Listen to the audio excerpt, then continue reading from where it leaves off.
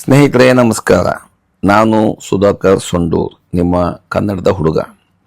ಈ ದಿನ ನಾವು don't believe everything you think ಎಂಬ ಪುಸ್ತಕದ ಬಗ್ಗೆ ಡಿಸ್ಕಸ್ ಮಾಡೋಣ. ಆ ಪುಸ್ತಕದಿಂದ ಜೋಸೆಫ್ ನ್ಯೂಗೆನ್ ಅವರು ಈ ಪುಸ್ತಕದ ಲೇಖಕರು. ಈ ಪುಸ್ತಕದಲ್ಲಿ ಏನು ನಿಯಮಗಳನ್ನು ಇದೆ, 10 ಕೀ ಟೇಕ್ಅವೇಸ್ ಏನಿದಾವೆ, ಅದನ್ನು ಯಾವ ರೀತಿ ನಾವು ನಮ್ಮ ಜೀವನದಲ್ಲಿ ಅಳವಡಿಸಿಕೊಂಡು ಯಶಸ್ಸನ್ನು ಸಾಧಿಸಬಹುದು ಅನ್ನೋದ್ರ ಬಗ್ಗೆ ನೋಡೋಣ. ಮೊದಲನೇ ನಿಯಮ, ನೀವೇನು ಆಲೋಚನೆ ಮಾಡ್ತೀರಿ ಪ್ರತಿಯೊಂದು ನಿಜ ಅಂತ ನಿಮಗೆ ಅನಿಸ್ತಾ ಇರುತ್ತೆ. ನಾವ್ ಯಾವಾಗಲೂ ಆಲೋಚನೆ ಮಾಡ್ತಾ ಇರ್ತೀವಿ, ನಾವೇನು ಆಲೋಚನೆ ಮಾಡ್ತೀವಿ ಅದೇ ನಿಜ ಅಂತ. ಆದ್ರೆ ಅದು ಸರಿ ಅಲ್ಲ. ನಮ್ಮ ಆಲೋಚನೆ ಯಾವಾಗಲೂ ಸುಳ್ಳಾಗಿರ್ಲಿಕ್ಕೆ ಸಾಧ್ಯತೆ ಇದೆ, ತಪ್ಪಾಗಿರ್ಲಿಕ್ಕೆ ಸಾಧ್ಯತೆ ಇದೆ, ಅಥವಾ ಯಾವ್ದಾದ್ರೂ ಎಮೋಷನಲ್ ಇಂಪ್ಯಾಕ್ಟ್ ಅಂದ್ರೆ ಯಾವ್ದಾದ್ರು ಭಯವಾಗಿರ್ಬೋದು ಅಥವಾ ಕಲ್ಪನೆಯಿಂದ ಇರ್ಬೋದು, ನಮ್ಮ ಆಲೋಚನೆಯ ಮೇಲೆ ಒಂದು ಪರಿಣಾಮ ಇರ್ತಕ್ಕಂಥ ಸಾಧ್ಯತೆ ಇರ್ತದೆ. ಇದೇ ಮೊದಲನೇ ನಿಯಮ. ನಾವೇನೇನು ಆಲೋಚನೆ ಮಾಡ್ತೀವಿ ಅದೆಲ್ಲ ಸರಿ ಅಂತ ಯಾವಾಗಲೂ ಅನ್ಕೋಬಾರದು. ಎರಡನೇ ನಿಯಮ, ನಮ್ಮ ಆಲೋಚನೆಯ ಮಾದರಿಗಳು ಯಾವ ರೀತಿ ಇರ್ತವೆ, ಪ್ಯಾಟ್ರನ್, ಅದನ್ನ ನಾವು ಅಬ್ಸರ್ವ್ ಮಾಡ್ತಾ ಇರಬೇಕು. ಅದನ್ನ ನಾವು ಪಾಲನೆ ಮಾಡಿ, ಯಾವ ರೀತಿ ನಾವು ಆಲೋಚನೆ ಮಾಡ್ತೀವಿ ಅದನ್ನ ಅದ್ರ ಮೇಲೆ ಒಂದು ಕಣ್ಣಿಟ್ಟಿರಬೇಕು. ನಾವು ಯಾವಾಗಲೂ ಒಂದು ವೇಳೆ ನೀವು ಆಲೋಚನೆ ಮಾಡ್ತಾ ಇದ್ರೆ, ಯಾವತ್ತೂ ನಾನು ಫೇಲ್ ಆಗ್ತಾ ಇದ್ದೇನೆ, ಯಾವುದ್ರಲ್ಲೂ ಸಕ್ಸಸ್ ಕಾಣ್ತಾ ಇಲ್ಲ, ಏನೇ ಕೆಲಸ ಮಾಡಿದ್ರು ಅಯ್ಯೋ ಏನೋ ಗ್ರಹಚಾರ, ಅಯ್ಯೋ ಯಾತೋ ಇದು ಸರಿ ಇಲ್ಲ, ಅವ್ರು ಯಾಕೋ ನಮಗೆ ಬೆಲೆ ಕೊಡಲಿಲ್ಲ, ಅಥವಾ ಅವ್ರು ಯಾವ್ದು ಗೌರವ ಕೊಡಲಿಲ್ಲ, ನಮ್ಮಿಂದ ಏನೋ ಮುಚ್ಚಿಡ್ತಾ ಇರ್ತಾರೆ, ಏನೋ ಇದು ಮಾಡ್ತಾರೆ ಅಂತ ಏನು ಆಲೋಚನೆಗಳು ನಿಮ್ಮ ಬೇರೆಯವ್ರ ಬಗ್ಗೆ ನಕಾರಾತ್ಮಕ ಊಹೆಗಳು ಬರ್ತವೆ, ಅವು ಎಲ್ಲವೂ ಸರಿಯಾಗಿರ್ಲೇಬೇಕು ಅಂತ ಏನಿಲ್ಲ, ಅವು ತಪ್ಪು ಇರ್ಲಿಕ್ಕೆ ಸಾಧ್ಯತೆ ಇದೆ. ಆದ್ರಿಂದ ನೀವು ಯಾವ ರೀತಿ ಆಲೋಚನೆ ಮಾಡ್ತೀರಿ ಆ ಪ್ಯಾಟ್ರನ್ ನಿಮಗೆ ಗೊತ್ತಿರಬೇಕು. ನಿಮ್ಮ ಆಲೋಚನೆ ಮೇಲೆ ನಿಮಗೆ ಒಂದು ಆಲೋಚನೆ ಇರಬೇಕು. ನೀವು ಯಾವ ರೀತಿ ಯೋಚನೆ ಮಾಡ್ತೀರಿ ಅದ್ರ ಬಗ್ಗೆನೂ ನೀವು ಹಾಗೆ ಯೋಚನೆ ಮಾಡ್ತಾ ಇರಬೇಕು. ನಿಮ್ಮನ್ನು ನೀವು ಪರೀಕ್ಷಿಸಿಕೊಳ್ತಾ ಇರಬೇಕು.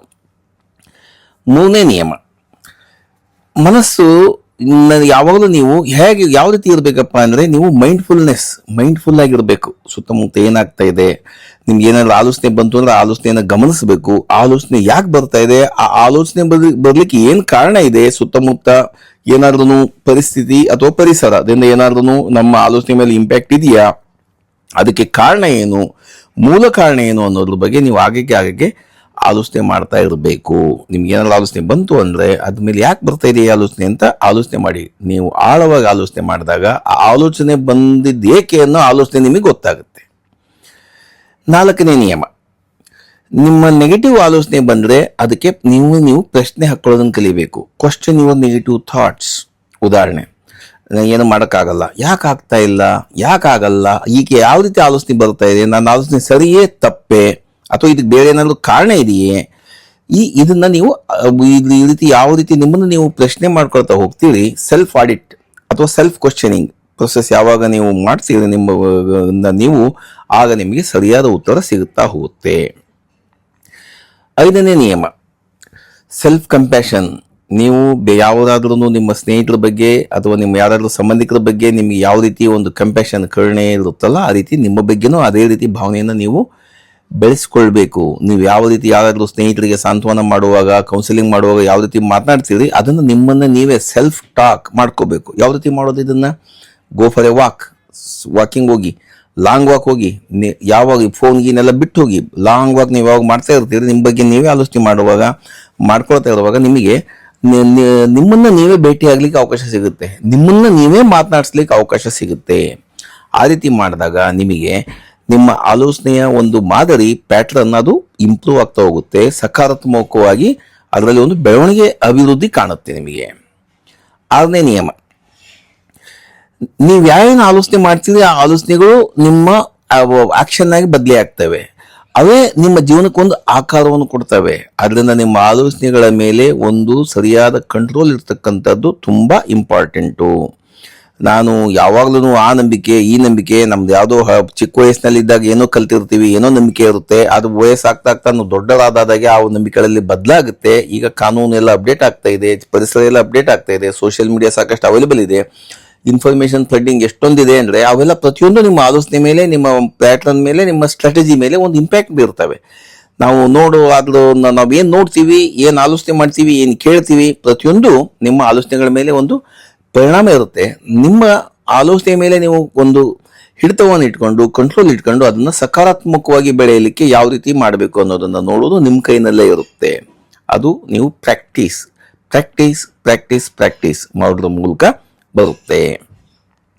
ಏಳನೇ ನಿಯಮ, ನೀವು ಯಾವ ಶಬ್ದಗಳನ್ನು ಉಪಯೋಗಿಸ್ತೀರಿ, ನೀವು ಆಲೋಚನೆ ಮಾಡುವಾಗ ಯಾವ ರೀತಿ ಶಬ್ದಗಳನ್ನ ನಿಮ್ಮ ಆಲೋಚನೆಗಳಿಗೆ ಬರ್ತವೆ, ನಿಮ್ಮ ಮಾತುಗಳಲ್ಲಿ ಕೂಡ ಯಾವ ರೀತಿ ಶಬ್ದಗಳು ಉಪಯೋಗಿಸ್ತೀರಿ, ಅವೆಲ್ಲ ಇಂಪಾರ್ಟೆಂಟು. ಅವೆಲ್ಲ ಪ್ರತಿಯೊಂದು ನಿಮ್ಮ ಇದ್ರ ಮೇಲೆ ಒಂದು ಪರಿಣಾಮವನ್ನು ಬೀರ್ತವೆ, ನಿಮ್ಮ ಜೀವನದಲ್ಲಿ ಒಂದು ಪರಿಣಾಮವನ್ನು ಬೀರ್ತವೆ. ನಾನು ಯಾವಾಗಲೂ ಫೇಲ್ ಆಗ್ತಾ ಇದ್ದೇನೆ ಅನ್ನೋದು ಒಂದು ಆಲೋಚನೆ, ಅದು ನೆಗೆಟಿವ್. ನಾನು ಅದರಲ್ಲಿ ಇಂಪ್ರೂವ್ ಆಗ್ತಾ ಇದ್ದೇನೆ, ಆ ಫೇಲ್ ಆದ್ರಲ್ಲಿ ಅದ್ರಲ್ಲಿ ಏನೋ ಒಂದು ಪಾಠ ಕಲಿತೆ, ಫೇಲ್ ಆದ್ರಲ್ಲ ನಾನು ನನ್ನ ಇದರಲ್ಲಿ ಇನ್ನೊಂದು ಏನೋ ಒಂದು ಪಾಠವನ್ನು ಕಲಿತು ಇಂಪ್ರೂವ್ ಆಗ್ತಾ ಇದ್ದೇನೆ ಅಂದ್ಕೊಳ್ಳೋದು ಅದು positive side of the negative impact. ಈ ರೀತಿ ನಿಮ್ಮ ಆಲೋಚನೆಯ ಪ್ಯಾಟ್ರನ್ನ ನೀವು ಬದಲಾಯಿಸಿ ಜೀವನದಲ್ಲಿ ಯಶಸ್ಸನ್ನು ಕಾಣಬಹುದು.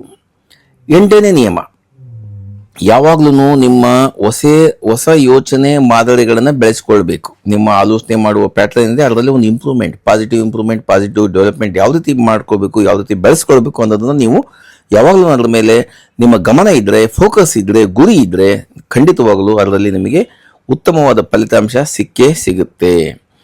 ನೀವು ಯಾವಾಗಲೂ ಒಂದು 3 ಪಾಯಿಂಟ್ಗಳನ್ನ ಫಾಲೋ ಮಾಡಿ, 3 ಸ್ಟೆಪ್ಗಳು. ಏನು, ಮೊದಲನೇದು, ನಿಮ್ಮ ಪ್ರತಿದಿನದ ಒಂದು ಈ ದಿನಚರಿಯಲ್ಲಿ ಈ ದಿನ ಏನೇ ನಿಮಗೆ ಒಳ್ಳೇದಾಯಿತು, ಆಟಿಟ್ಯೂಡ್ ಆಫ್ ಗ್ರಾಟಿಟ್ಯೂಡ್. ಇದಾಯಿತು, ದೇವರಿಂದ ಇದು ಸಿಕ್ತು, ಗುಡ್, ಥ್ಯಾಂಕ್ಸ್. ಇದಾಯಿತು, thankful to God, thankful to someone, thankful to some friend, thankful to some colleague. ಏನಿದೆ ಅದೆಲ್ಲ ಒಂದು ಲಿಸ್ಟ್ ಮಾಡ್ತಾ ಹೋಗಿ. ಸಂಜೆ ಆಲೋಚನೆ ಮಾಡಿ ಕೂತ್ಕೊಂಡು, ಸಾಧ್ಯವಾದರೆ ಬರೆಯಿರಿ ಅಥವಾ ಆಲೋಚನೆ ಮಾಡಿ. ಅಫರ್ಮೇಷನ್ಸ್, ಸಕಾರಾತ್ಮಕ ದೃಢವಾಕ್ಯಗಳು. ಇಲ್ಲಿ ನೋಡಿ, ಈ ಇನ್ಸ್ಟಾಗ್ರಾಮು, ಯೂಟ್ಯೂಬು, ಎಲ್ಲ ಕಡೆನೂ ಸಾಕಷ್ಟು ನಿಮಗೆ ಲಿಟ್ರೇಚರ್ ಸಿಗುತ್ತೆ, ವಿಡಿಯೋಗಳು ಸಿಗ್ತವೆ. ಸಕಾರಾತ್ಮಕ ದೃಢವಾಕ್ಯಗಳನ್ನು, ಅಫರ್ಮೇಷನ್ಸ್ನ ನೋಡಿ, ಒಳ್ಳೆ ವಿಡಿಯೋಗಳನ್ನು ನೋಡಿ, ಕೇಳಿ, ಧ್ಯಾನ ಮಾಡಿ, ಅವುಗಳನ್ನು ನೀವು ಪ್ರಾಕ್ಟೀಸ್ ಮಾಡಿ. ಆಮೇಲೆ ವಿಜುವಲೈಸೇಷನ್, ದೃಷ್ಟೀಕರಣ. ನೀವು ಯಾವ ರೀತಿ ದೃಷ್ಟೀಕರಣ ನಿಮ್ದು ಆಗಿರ್ಬೇಕಂದ್ರೆ, ನೀವು ನಿಮ್ಮನ್ನು ನೀವು ವಿಜುವಲೈಸ್ ಮಾಡ್ಕೋಬೇಕು. ನೀವು ಯಾವ ರೀತಿ ಸಕ್ಸಸ್ ಆಗ್ತಾ ಇದ್ದೀರಿ, ಯಾವ ರೀತಿ ದಿನಕ್ಕೆ ಇಂಪ್ರೂವ್ ಆಗ್ತಾ ಇದ್ದೀರಿ. ನಾನು ಈ ದಿನವೆಲ್ಲ ಏನು ಮಾಡಿದೆ, ಆ ದಿನಗಳಲ್ಲಿ ಈ ದಿನದಲ್ಲಿ ನಾನು ಮಾಡಿದ ನಿರ್ಣಯಗಳಲ್ಲಿ, ನಾನು ಮಾಡಿದ ವರ್ತನೆಗಳಲ್ಲಿ ಯಾವ ರೀತಿ ಇನ್ನೂ ಇಂಪ್ರೂವ್ ಆಗ್ಬೋದಾಗಿತ್ತು, ಏನು ತಪ್ಪು ಮಾಡಿದೆ, ಇವೆಲ್ಲ ಎಲ್ಲಿ ನಾನು ಚೆನ್ನಾಗಿ ಮಾಡಿದೆ, ಎಲ್ಲಿ ನಾನು ಚೆನ್ನಾಗಿ ಮಾಡಲಿಲ್ಲ, ಎಲ್ಲಿ ನಾನು ಇನ್ನೂ ಚೆನ್ನಾಗಿ ಮಾಡ್ಬೋದಾಗಿತ್ತು. ಈ 3 ಲಿಸ್ಟ್ಗಳನ್ನು ಪ್ರತಿದಿನ ನೀವು ಆಲೋಚನೆ ಮಾಡ್ತಾ ಇದ್ದರೆ ಅದು.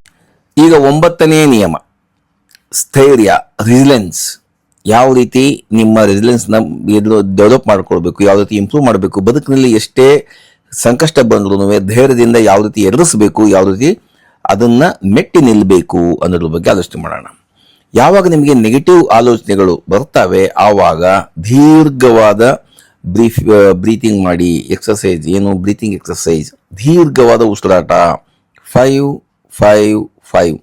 5 inhale, 5 exhale, 5 hold. 5 inhale, 5 hold, 5 exhale. ಅಂದರೆ 5 1 2 3 4 5 ಅಂತ ನಿಧಾನವಾಗಿ ಕೌಂಟ್ ಮಾಡ್ತಕ್ಕಂಥದ್ದು. ಈ ಬ್ರೀತಿಂಗ್ ಎಕ್ಸಸೈಸ್ ಏನಾಗುತ್ತೆ, ನಿಮಗೆ ಮಾನಸಿಕವಾಗಿ ಮತ್ತು ದೈಹಿಕವಾಗಿ ಒಳ್ಳೆ ನೆಮ್ಮದಿ ಬರುತ್ತೆ, ಶಾಂತತೆ ಬೆಳೆಯುತ್ತೆ. ಆವಾಗ ನಿಮಗೆ ಆಲೋಚನಾ ಶಕ್ತಿಯಲ್ಲಿ ಒಂದು ವೃದ್ಧಿ ಕಾಣುತ್ತೆ, ಇಂಪ್ರೂವ್ಮೆಂಟ್ ಕಾಣುತ್ತೆ. ನಿಮ್ಮ ಯಾರಾದರೂ ಮೆಂಟರು, ಯಾರು ನಿಮಗೆ ಅವ್ರ ಹತ್ರ ಮಾತಾಡಿ ನಿಮಗೆ ಸಮಾಧಾನ ಸಿಗುತ್ತೆ, ಯಾರು ನಿಮಗೆ ನಿಜವಾಗ್ಲೂ ಒಳ್ಳೆಯದನ್ನೇ ಬಯಸ್ತಾರೆ, ಯಾರು ನಿಮ್ಮ ಆಬ್ಸೆನ್ಸ್ನಲ್ಲಿ ಕೂಡ, ನೀವು ಇಲ್ಲದಾಗ ಕೂಡ ನಿಮ್ಮ ಬಗ್ಗೆ ಸಪೋರ್ಟ್ ಮಾಡ್ತಾರೆ, ನಿಮ್ಮ ಬಗ್ಗೆ ಒಳ್ಳೆಯದನ್ನೇ ಆಲೋಚನೆ ಮಾಡ್ತಾರೆ, ಒಳ್ಳೆಯದನ್ನೇ ಮಾತಾಡ್ತಾರೆ. ಯಾರಾದ್ರೂ ನಿಮ್ಮ ಬಗ್ಗೆ ಕೆಟ್ಟದಾಗಿ ಮಾತಾಡಿದರೆ, ನಿಮ್ಮ ಆಬ್ಸೆನ್ಸ್ನಲ್ಲಿ ಕೂಡ ಯಾರು ನಿಮ್ಮ ಪರವಾಗಿ ವಾದ ಮಾಡ್ತಾರೆ, ನಿಮ್ಮ ಪರವಾಗಿ ನಿಲ್ತಾರೆ, ಅಂಥವ್ರ ಜೊತೆಗೆ ಮಾತನಾಡಿ. ಅದು ಕೂಡ ನಿಮಗೆ ಒಂದು ಪಾಸಿಟಿವ್ ಇಂಪ್ರೂವ್ಮೆಂಟ್ ತರುತ್ತೆ ನಿಮ್ಮ ಜೀವನದಲ್ಲಿ.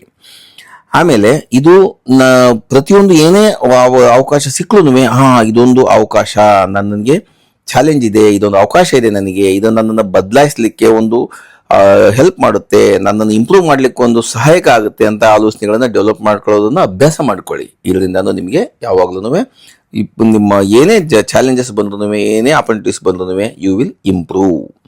10ನೇ ನಿಯಮ, ಬರೀ ಆಲೋಚನೆ ಮಾಡಿದ್ರೆ ಸಾಕಾಗಲ್ಲ. ಇಷ್ಟು 9 ನಿಯಮಗಳು ಬರೀ ಆಲೋಚನೆಗಳ ಬಗ್ಗೆ ಮಾತಾಡಿದ್ವಿ, ಆದರೆ ಬರೀ ಆಲೋಚನೆ ಸಾಕಾ? ಇಲ್ಲ. Only positive thoughts will not give positive output. ಮತ್ತೆ ಏನು ಮಾಡಬೇಕು? ಆಲೋಚನೆ ಜೊತೆಗೆ ನಿಮ್ಮ ಕ್ರಮ, ನಿಮ್ಮ ಆಕ್ಷನ್, ನಿಮ್ಮ ರಿಯಾಕ್ಷನ್, ನಿಮ್ಮ ವರ್ತನೆ, ನಿಮ್ಮ ಡಿಲಿವರಬಲ್ಸ್, ನಿಮ್ಮ ಬಿಹೇವಿಯರ್ಸ್ ಪ್ರತಿಯೊಂದೂ ಸಕಾರಾತ್ಮಕವಾಗಿ ಅಭಿವೃದ್ಧಿ ಆಗ್ತಾ ಇರಬೇಕು. ಧನ್ಯವಾದಗಳು. ಕಮೆಂಟ್ ಮಾಡಿ, ಲೈಕ್ ಮಾಡಿ, ಡ್ಯೂಯೇಟ್ ಮಾಡಿ, ಶೇರ್ ಮಾಡಿ. ನೀವು ಎಲ್ಲಿಂದ ನೋಡ್ತೀರಾ, ಯಾವ ಪ್ಲಾಟ್ಫಾರ್ಮ್ ನೋಡ್ತೀರಾ ಅದನ್ನು ಕಮೆಂಟ್ ಮಾಡಿ. ಇನ್ಸ್ಟಾಗ್ರಾಮು, ಯೂಟ್ಯೂಬು, ಫೇಸ್ಬುಕ್ಕು, ಎಲ್ಲಿಂದ ಟಿಕ್ಟಾಕ್, ಎಲ್ಲಿ ನೋಡ್ತೀರಾ ಕಮೆಂಟ್ ಮಾಡಿ.